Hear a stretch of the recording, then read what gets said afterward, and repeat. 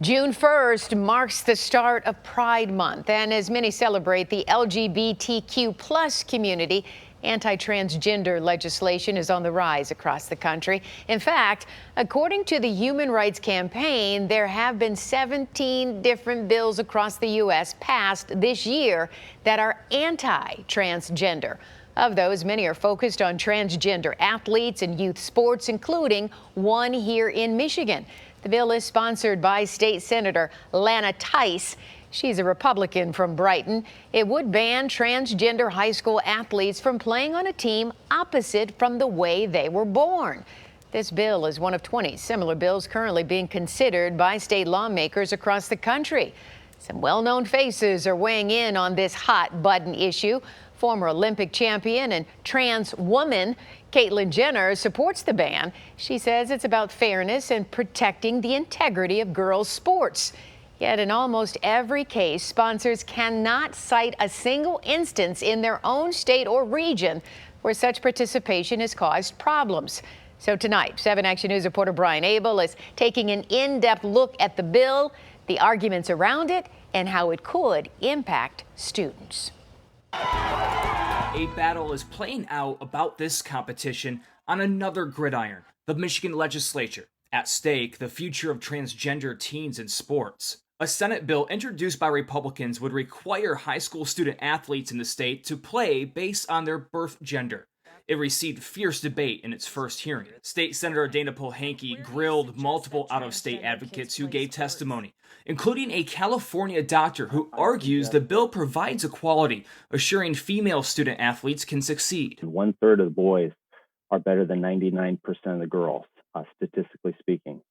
The best girl in the state would never get remotely close to winning if there were not sex segregation. The fastest girl in Michigan in both the 100 and the 200, a superstar in every way, would be beaten by 212 boys in the 100 and 295 boys in the 200 meters. You seem to have a lot of stats about Michigan. Do you know how many student athletes there are in Michigan? I do not. It's 180,000. Do you know over the past 5 years how many transgender kids have applied to play sports in Michigan? I'm not aware of any. Yeah, the answer is 10. That statistic is from the Michigan High School Athletic Association, MHSAA, telling 7 Action News in a statement, "We believe this legislation is unnecessary for a few reasons. We have averaged 2 inquiries per year related to our transgender policy over the last 5 years. Our policy is effective and compassionate. Our schools are happy with it, and it has been followed without issue.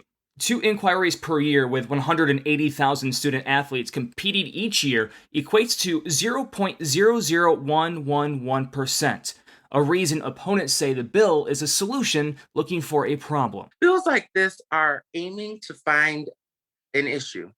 And so there is no issue. There's never been an issue with trans sports.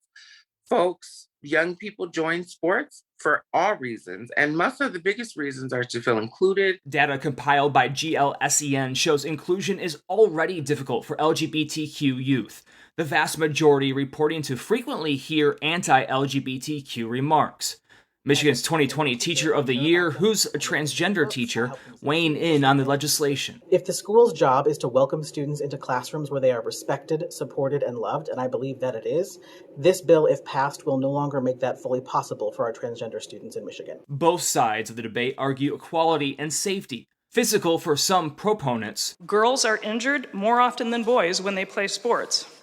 And if playing against those who are larger and stronger, are significantly more susceptible to injury. Mental for opponents. Can be dangerous psychologically, and it can be destructive. And this bill did not make it out of committee. It will be brought up at a later time, and it's still unclear if there's enough support in the House or the Senate side of this to be veto-proof if it were to reach the governor's desk.